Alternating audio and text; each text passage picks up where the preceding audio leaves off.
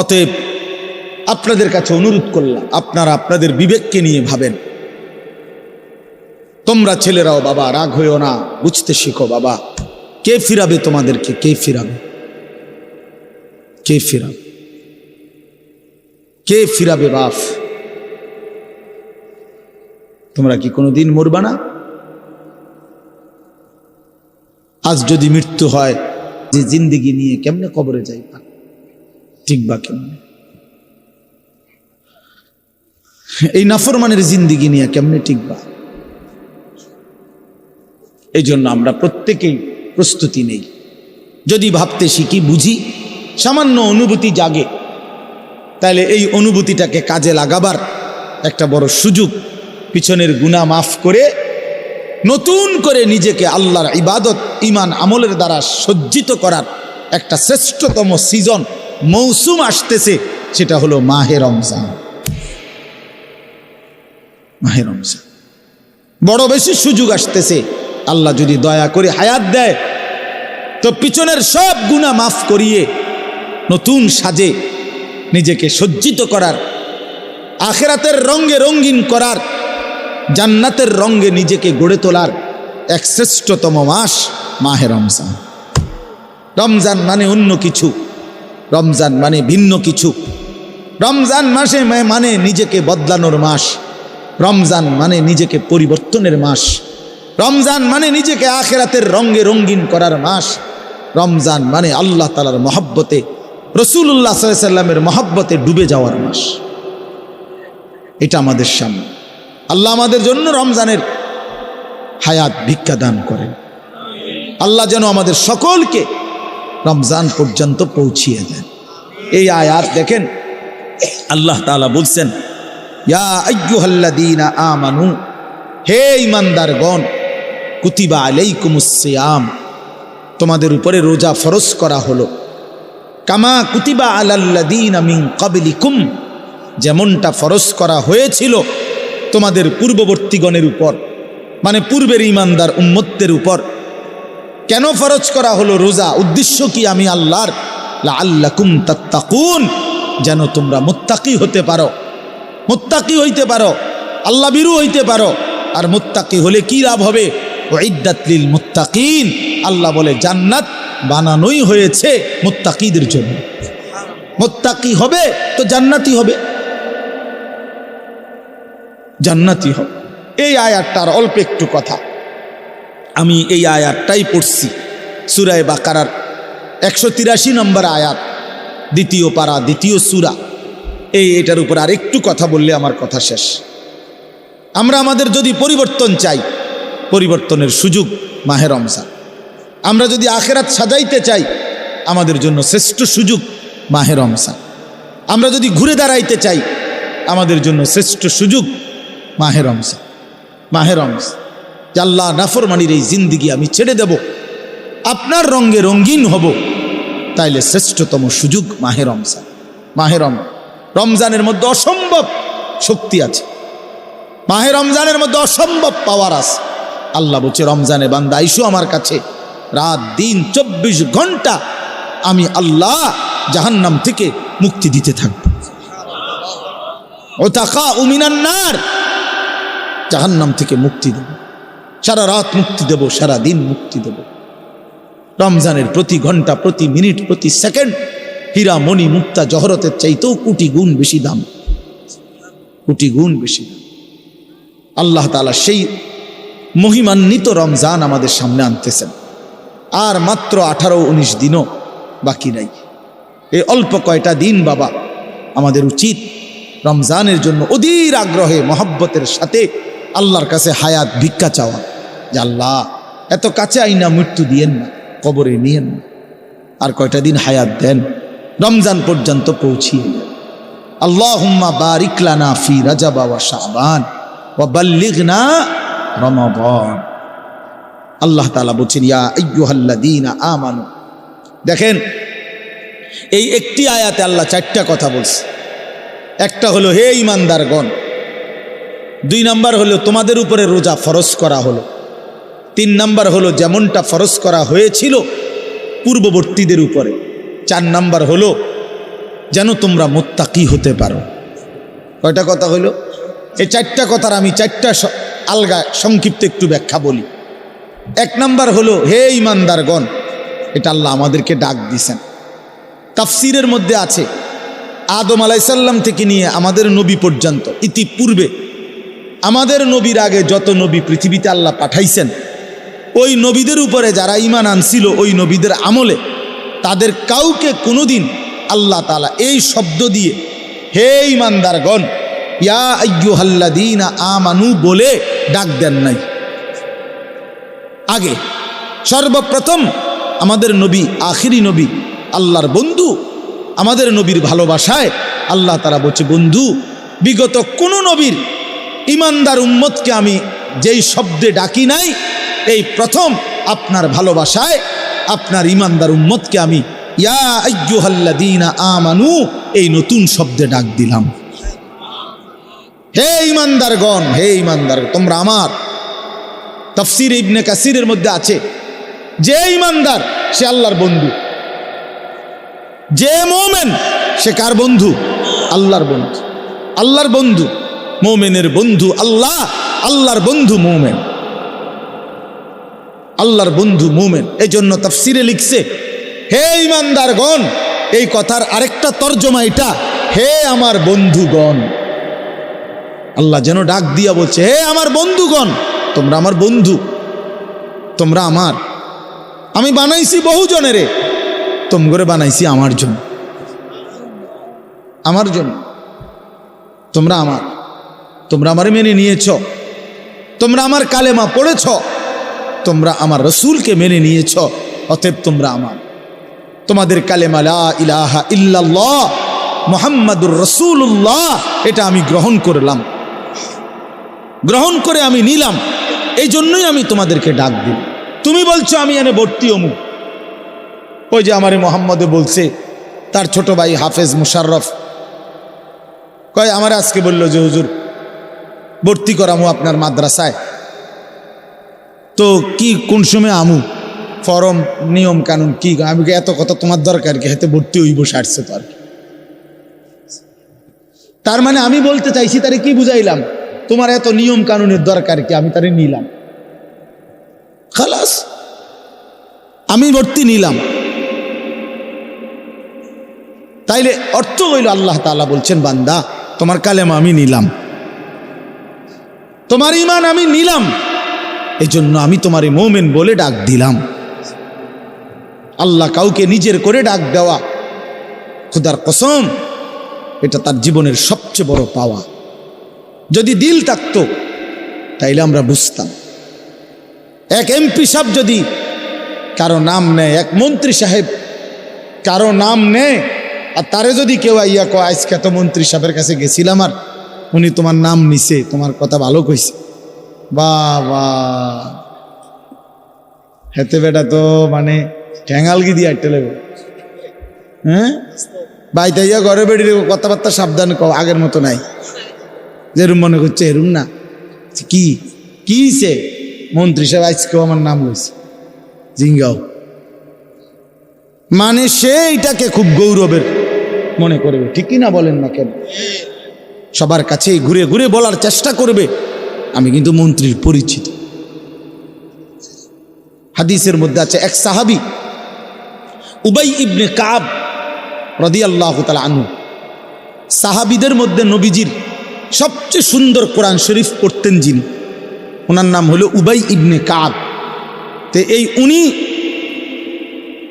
নবীজি একদিন উনাকে বলছেন, এই সাহাবীকে, যে উবাই এদিকে আসো, তুমি আমারে কোরআন শরীফ পড়ে শোনাও, বুঝছেননি? তখন ওই সাহাবী একটু লজ্জিত হয়ে বলতেছি, ইয়া রাসূলুল্লাহ, আমি আপনার সামনে কোরআন পড়ব, অথচ কোরআন তো আমরা আপনার থেকেই শুনি, কোরআন আপনার উপরেই নাজিল হয়, আমি কোন সাহসে আপনার সামনে কোরআন পড়ি? তো নবীজি বললেন, শুনো, মহান আল্লাহ পাক রব্বুল আলামিন জিব্রাইল পাঠাইয়া তোমার নাম নিয়া বলছে তোমার কাছ থেকে আমি কোরআন শুনতে। এই আমরা স্পষ্ট হাদিসে পড়ছি, বিশ্বাস করেন। এই সাহাবী এটা শুই না 3 বার জিজ্ঞাসা করছে নবীজিরে, আওয়াসাম্মানি আল্লাহ, ইয়া রাসূলুল্লাহ বললেন কি, আমার আল্লাহ আমার নাম নিছে? আমার নাম? আরে কোন কি আপনি? নবীজি বলল, হ তোমার নামে তো দিছে। উনি আবার জিজ্ঞাসা করছে, ইয়া রাসূলুল্লাহ সত্যি বলছেন আমার নাম নিয়েছেন আল্লাহ? বলছে, হ তোমার নাম। আবার জিজ্ঞাসা করছেন, হাদিসের স্পষ্ট শব্দ আছে, ফাবাকা। তিনবারের পরে এই সাহাবী খুশিতে আনন্দে চিৎকার করে কাঁদতে শুরু করছে আর বলতেছি, ইয়া রাসূলুল্লাহ, এক গোলামের কি পরিমাণ সৌভাগ্য, তার মুনিব তার নাম নিয়েছে। তা আমরা আমাদের কালেমার কি পরিমাণ সৌভাগ্য। আমরা একবার বলেছি কালেমা, আল্লাহ আমাদেরকে ডাক দিছে, ইয়া আইয়ুহাল্লাযীনা আমানু, হে আমার কালেমা ওয়ালারা, তোমরা আমার, তোমরা আমার, আমি তোমাদের ঈমান নিলাম, আমি তোমাদেরকে ডাক দিলাম। এক মুমিনের কি পরিমাণ খুশি হওয়া উচিত। আপনি শোনেন, 29 নম্বর পারায় একটা সূরা আছে, সূরায়ে মুরসালাত। এই যে এর আগে একটা সূরা আছে, সূরায়ে দাহর, কোরআনুল কারীমের 76 নম্বর সূরা, 2 পৃষ্ঠাওয়ালা ছোট সূরা। এই সূরাটার মধ্যে জান্নাতের বর্ণনা সবচেয়ে সুন্দর, মানে জান্নাতের বর্ণনা হৃদয় কারা এই সূরাতে আছে। এই সূরাটা যেদিন নবীজির উপরে নাজিল হয়েছে, সেদিন নবীজির সামনে একজন কালো রঙের সাহাবী বসা ছিলেন। ওয়াইন্দাহু রাজুলুন আসওয়াদ, কালো একজন রঙের সাহাবী বসা ছিল, উনি বসা ছিলেন। এই সময় এই সূরাটা নাজিল হয়েছে, নবীজি উনাগরে শুনাইছে সূরাটা। তো এই সূরার মধ্যে জান্নাতের এমন হৃদয়গ্রাহী বর্ণনা। এই সাহাবীটা সামনে যিনি বসা কালো রঙের সহজ সরল সাহাবী, উনি এই সূরা এটা শুইনা জান্নাতের আশায় খুশিতে একটা চিৎকার দিছে, এক চিৎকারে হাদিসে আছে উনি ওইখানেই ইন্তেকাল করছে, এখানে। তখন আল্লাহর নবী বলেন, ওয়াল্লাহি লাকাদ আখরাজা নাফসা সাহিবিকুমুশ শাওকু ইলাল জান্নাহ। নবী বলেন, আল্লাহর কসম, জান্নাতের প্রবল আকাঙ্ক্ষায় তোমাদের বন্ধু জীবন দিয়ে দিল। নিকাল যায় দম তেরে কদমোं के नीचे, यही दिल की हसरत, यही दिल की आरज़ू है। এটা উর্দু শের আর কি, অর্থ হইল, হে প্রিয়তম, তোমার পায়ের নিচে জীবন দিলাম, জান দিয়ে দিলাম। আর এটাই ছিল আমার সারা জিন্দেগীর তামান্না, দিলের আকাঙ্ক্ষা, যে তোমার জন্য আমি জীবন দেব, আর সেটাই দিয়ে দিলাম। নিকাল যায় দম তেরে কদমোं के नीचे, তোমার কদমের নিচে আমার জান দেব। এহি দিল কি হাসরত, এটাই ছিল দিলের আকাঙ্ক্ষা। এজন্য আজকে ছেলেরা কোথায় জীবন শেষ করে দিচ্ছ? এমন সুন্দর জীবন, এমন সুন্দর যৌবন, আহা, শক্তির টাইমটা, জীবনের সক্ষমতার সময়। ছোটবেলা তো ভাইয়া দুর্বল, বৃদ্ধ বয়সটাও দুর্বল।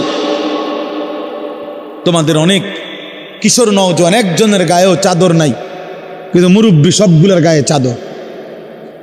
দেখো চাকায়া, এই চাচারা তো আমার সব পরিচিত চাচা। অর্থ হইল এই বৃদ্ধের এই দুর্বলতা তাকে চাদর গায়ে দিতে বাধ্য করেছে। তার শরীরে শীতের অনুভূতিটা বেশি, ঠিক কিনা বলেন না কেন? কিন্তু তোমরা নওজোয়ান, তোমাদের অধিকাংশ কারো গায়ে চাদর নেই। তোমরা দেখো ভাইয়া, আমার গায়ে কোনো চাদরই নেই। তাইলে বুঝাইতে চাইলাম, এই শক্তির সময় যৌবন, যুবক চাইলে পাহাড় কাইটা সমান করতে পারবে, যুবক চাইলে সাগর নদী মাটি দিয়ে ভরাট করে দিতে পারে। একটা এলাকার যুবক ছেলেরা যদি চায়, সবার হাতে হাতে মদের বোতল পৌঁছাই দিতে পারবে। একটা সমাজের ছেলেরা যদি চায়, সবার হাতে হাতে নামাজের মুসল্লাও তুলে দিতে পারে।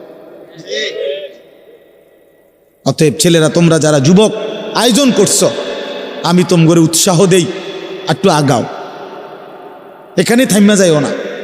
একটা মাহফিল করছি, এক ফোটলা বিরিয়ানি খাওয়াই দিছি, খালাস না বন্ধু, একটু আগাও।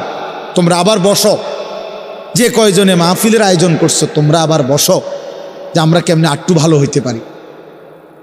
আটটু চরিত্রবান হইতে পারি, আমরা কেমনি নিজেরা নামাজ ধরতে পারি, একটু যদি হিম্মত করো যুবক, ইনশাআল্লাহ ভালো হবে।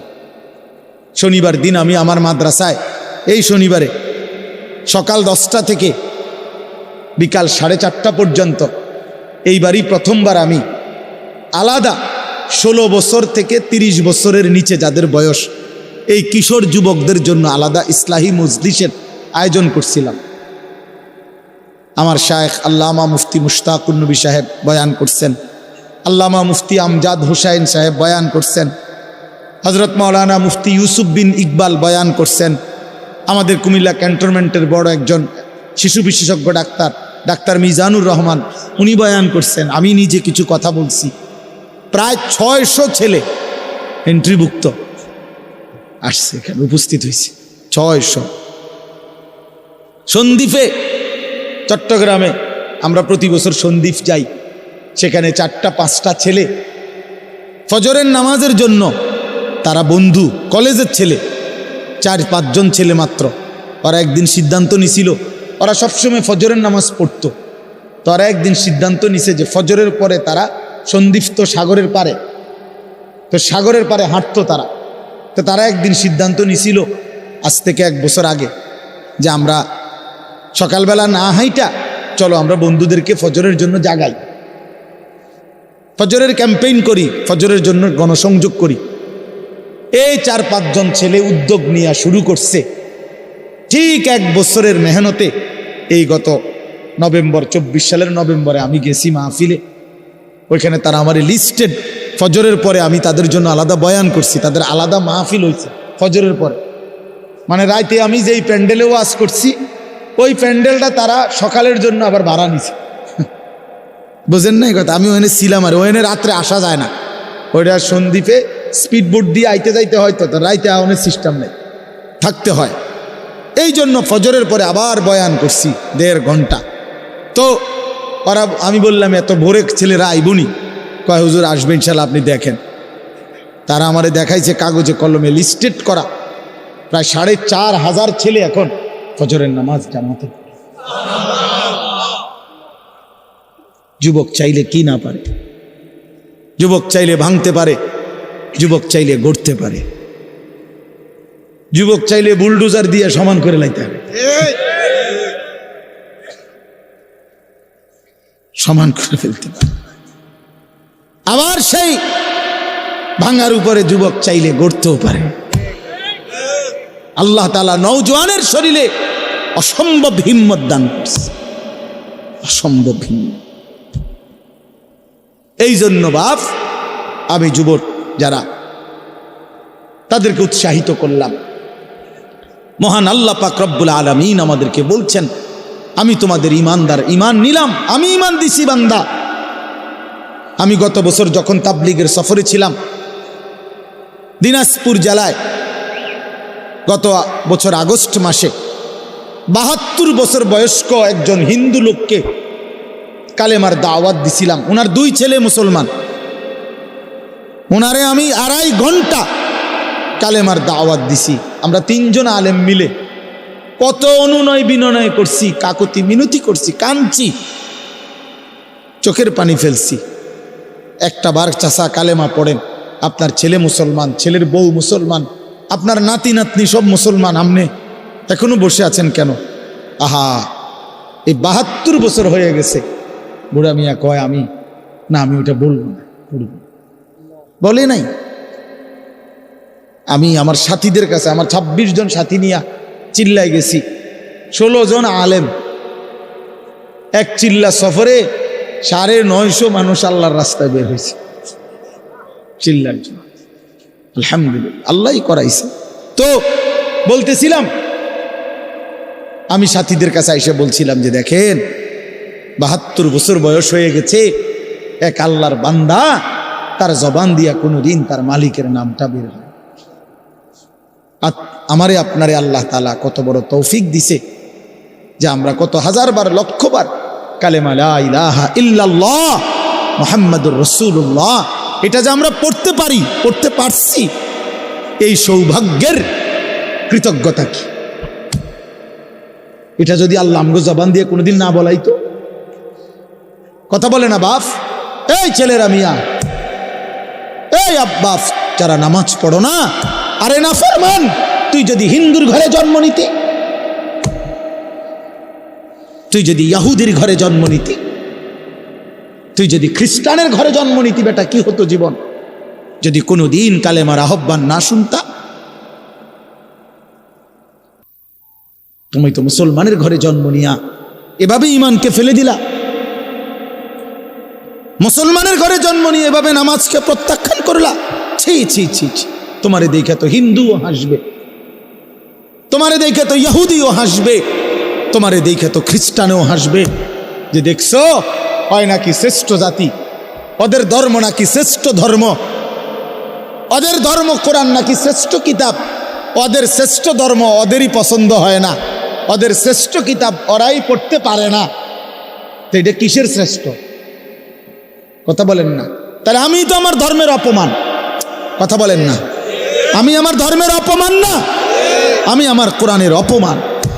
এজন্য তোমরা যারা বেনামাজি ছেলে, তোমরা ধর্মের অপমান।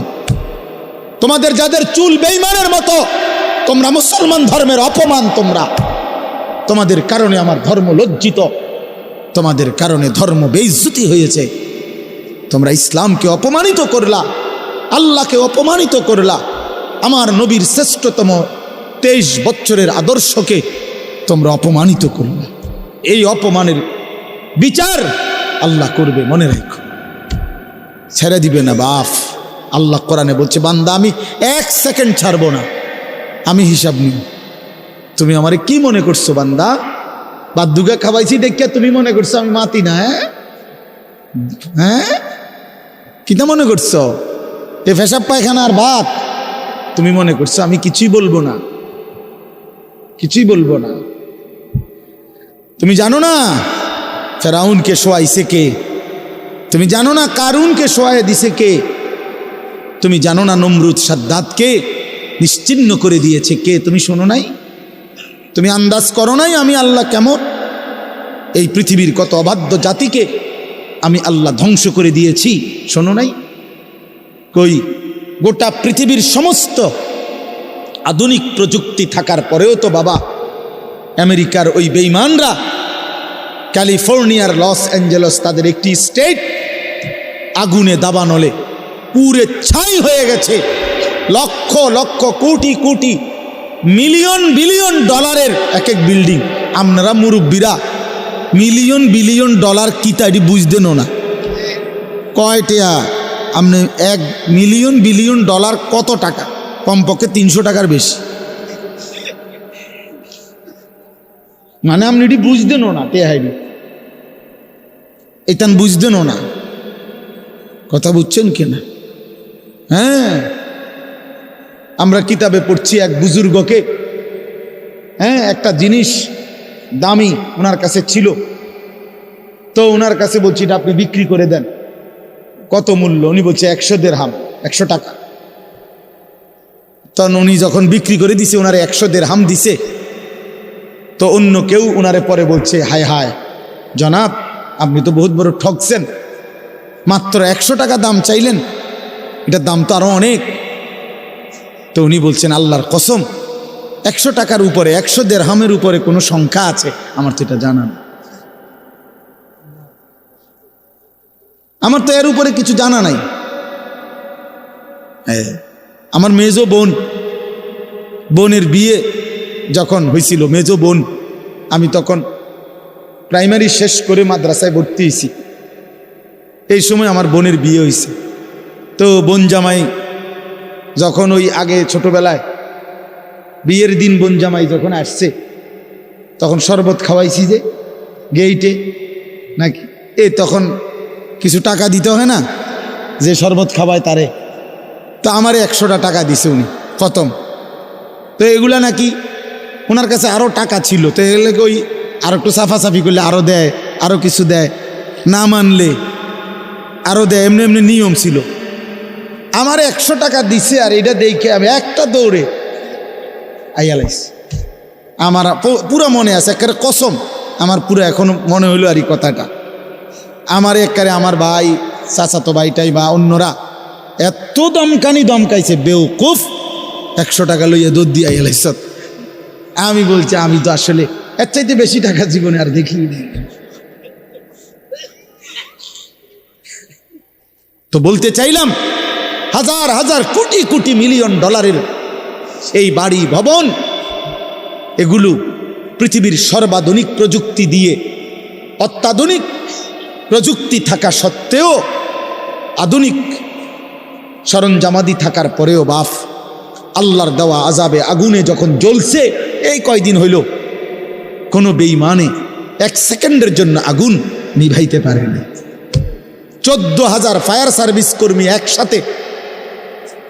একসাথে আপনার পানি দিছে, আরো বাড়ে, আগুন আরো বাড়ছে। তার মানে বোঝা গেল বাবা, পৃথিবীর কারো শক্তি মূলত কোনো শক্তি না, আল্লাহর শক্তির সামনে, আল্লাহর ফয়সালার সামনে। আল্লাহ যদি ভালো রাখে তাইলেই ভালো থাকা।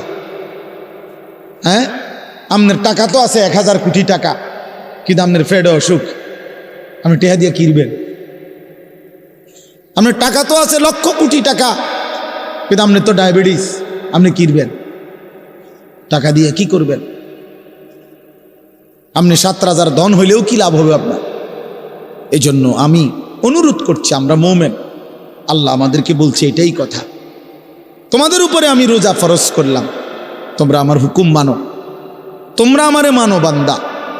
রোজা মানে বিরত থাকা, সিয়াম মানে বিরত থাকা, তার মানে গুনাহ থেকে বাঁচো, হালাল বস্তু থেকে বাঁচো। আমি তোমাদেরকে হারাম তো হারামই, হারাম থেকে আবার ফিরাবো কেন? হারাম থেকে তো ফিরতে সারা বছরের জন্যই বলে দিছি। তো আমি রমজান মাসে তোমাদের 3টি হালাল খাবার হালাল ছিল, পানি হালাল ছিল, হালাল স্ত্রী হালাল ছিল। আমি রমজানের 30টা দিন, একটা মাসে তোমাদের জন্য খাদ্য, পানি, স্ত্রী, এই 3টা জিনিস হালাল বস্তু আমি হারাম করে দিলাম। যেন আমি বুঝাইতে চাইলাম যে দেখো, আমি আল্লাহ যেখানে হালালটাও হারাম করে দিলাম, সেখানে হারামটার প্রতি আমি আল্লাহর কি পরিমাণ ঘৃণা। যেখানে হালালটাই ছেড়ে দিতে বললাম, সেখানে হারামটা ধরে রাখার কোনো সুযোগ আছে? অতএব মিথ্যা, চুরি, ডাকাতি, জিনা, ব্যভিচার, মদ, জুয়া, নাচ, গান, সুদ, ঘুষ, মা বোনদের বেপর্দা জিন্দিগি ছেড়ে দেন, ছেড়ে দেন। একজন বুঝলে একজনে, কোনো অসুবিধা নাই, আমার কোনো আফসুস নাই। আমি সব সময় ফেরিওয়ালার মতো আমি বুঝি, একজনই শুনুক, একজনই যদি ভাবে আলহামদুলিল্লাহ, সংখ্যা দিয়ে আমি কি করব? বুঝেন নাই? 10 কোটি মানুষ আমারে মনে করেন আলগি দিছে, তো কি হইছে? কি হইছে? আমার কবর রাজাব মা। বাংলাদেশের একেবারে মনে করেন 50 লাখ লোক আমার চিনে, তো কি হইছে? আমার কবর রাজাব মা। তো আর কি, পরিচিতি, অপরিচিতি, জনপ্রিয়তা, এগুলো কোনো বিষয় না, এগুলো কোনো মুখ্য বিষয় নয়। বিষয় হলো আল্লাহর কাছে গ্রহণ হওয়া, আখিরাতের মুক্তি পাওয়া, জাহান্নাম থেকে মুক্তি পাওয়া। অতএব আজকে এতটুকুই মূল কথা। আমরা প্রত্যেকেই এটা ভাবি, আমরা মুমিন। প্রিয় ভাই বলেন, আমরা এখানে যারা, এখন 12টা বাজে, আমার কথা শেষ, নীরবে 1টা মিনিট ইনসাফের সাথে ছেলেরা, বাবা বলো তুমি মুসলমান কিনা? না না, ছেলেরা আলাদা বলো, বাবা কও তোমরা মুসলমান কিনা? প্রিয় বাপ বলো তুমি মুসলমান কিনা? তুমি মুসলমানের সন্তান কিনা? তাইলে তুমি সিদ্ধান্ত দাও আজকে। বয়স্ক যারা আছেন তারা আপনারা বসা থাকেন, কিন্তু তোমরা যারা 30 বছরের নিচে ছেলে, তোমাদের বয়স, বুঝে শুনে ধোঁকা দিও না, আল্লাহর সাথে ধোঁকা করো না, আল্লাহর সাথে মস্কারি করো না। হাদিসের মধ্যে আছে, এক লোক নবীজির সামনে বাম হাত দিয়ে খাইতেছিল, মুসলিম শরীফের হাদিস। নবীজি তারে বলছে ডান হাতে খাও, তখন সে বলছে আমি ডান হাতে খাইতে পারি না। নবীজি বলছে তাইলে আর পারবাও না। কসম আল্লাহর, ওই হাদিস আছে, সাহাবী বলে ওই লোক আর কোনোদিন ডান হাত মুখের কাছে আনতে পারে নাই, কারণ সে তো মূলত মিথ্যা বলছিল, অহংকার করে বলছিল। এই জন্য আমি অনুরোধ করছি, তোমরা যারা 30 বছরের নিচে আছো ছেলে বাবা, তোমরা দিল থেকে বুঝে শুনে তোমরা নিয়ত করে দাঁড়াও, যে এই কথার নিয়তে দাঁড়াও, যার ভাল লাগে যে আমি ইনশাল্লাহ চেষ্টা করুম ফজর সহ 5 ওয়াক্ত নামাজ পড়তে। তুমি সিদ্ধান্ত নিয়ে বলো যে আমি চেষ্টা করব, আমি নারী ছবি, অশ্লীল দৃশ্য থেকে, মোবাইলের অশ্লীল ছবি থেকে নিজেকে বাঁচাইবার নিয়ত করলাম, সিদ্ধান্ত করলাম। আল্লাহ তৌফিক দিলেই তো পারবা, ঠিক কি না বলেন না কেন? অতএব নিয়ত করে হিম্মতের সাথে যে আসলেই হুজুর আমি দিল থেকে বললাম, এই নিয়ত করে দাঁড়াও, যার ভাল লাগে দাঁড়াও, কোনো বাধাবাধকতা নাই, যার মন চায় দাঁড়াও, আমার কোনো জোরাজুরি নাই। বাকি তুমি দিল থেকে বলো, মন থেকে মনে নিয়ত করো, তোমার দিলে তুমি, কারণ তোমার কবর তোমার, আমার কবর আমার, তোমার ঘরে তুমি ফিরবা, আমার ঘরে আমি ফিরব। সবাই রাজি তো ইনশাআল্লাহ? আল্লাহ তাআলা তৌফিক দান করেন। বসবাস আল্লাহ কবুল করে নেন। মনে করো ঠকবা না, মনে রাখো নামাজ পড়ে কেউ ঠকে না, না পড়ে ঠকে। গুনাহ ছেড়ে দিয়ে ঠকবা না, বরং গুনাহ ছেড়ে দিলে দামি হইবা ইনশাআল্লাহ। দামি হইও, নিজে দামি হবা, মনে রাখো দামি। একটা জিনিস শেষ মনে রাখো ছেলেরা, যে কোনো মূল্যে আমরা আলহামদুলিল্লাহ গোটা পৃথিবী নিয়ে আমাদেরও পড়ালেখা করা আছে, সারা পৃথিবীর হালাত আমরাও বুঝি কম বেশ। আমরা জেনারেল লাইনেও পড়ালেখা করছি, কুমিল্লা ভিক্টোরিয়া কলেজ থেকে মাস্টার্স পাস করছি, সরকারি আলিয়া মাদ্রাসা থেকে কামেল পাস করছি, কওমি মাদ্রাসা থেকে দাওরায়ে হাদিস পাস করছি। তাহলে মাটির তলে থাকি না, পৃথিবীর নিয়ে আমরাও গবেষণা ভাবি। কাজে সারা পৃথিবীর যেই পরিস্থিতি বর্তমান এবং আমাদের কোরআন সুন্নাহর যেই ভাষ্য, এই সবগুলো বিশ্বাস করো, একত্রে মিলাইলে এ কথা আমাদের কাছে একেবারে স্পষ্ট, আগামীর পৃথিবী ইসলামের পৃথিবী, আগামীর পৃথিবী কোরআনের পৃথিবী। মনে রাখো বললাম বাপ, তুমি দেখবা, তোমার হায়াতেই দেখবা ইনশাআল্লাহ। এখন যাদের বয়স এই 20, 25, 26, 28, যাদের বয়স 12, 15, তোমরা ইনশাআল্লাহ আগামীর ইসলাম দেখবা, কালেমার বিজয় দেখবা। তোমরা শুনবা যে ফিলিস্তিন বিজয়ী, তোমরা শুনবা সারা পৃথিবীতে কালেমার পতাকা উড়েছে, তোমরা শুনবা ইউরোপ আমেরিকার শক্তি নিশ্চিহ্ন হয়ে গেছে, তোমরা শুনবা ইসরায়েলের কুত্তারা পরাজিত হয়ে গেছে। সেদিন বুঝবা ইমানদারি দামি, সেদিন বুঝবা চরিত্রবান ছেলেটাই দামি, সেদিন বুঝবা নামাজি ছেলেটাই দামি। আর যারা চরিত্র নষ্ট করে ফেলেছ, তুমি ফালতু কোনো না কোনো সিফাত কোনাত কইরা থাকবে। এই জন্য আমরা দয়া করি ইনশাআল্লাহ প্রত্যেকেই আমরা ইনশাআল্লাহ নামাজ পড়বো তো ইনশাআল্লাহ। ভালো হও, চরিত্রবান হও, নিজের জীবন গঠন করো, আল্লাহ তৌফিক দান করে।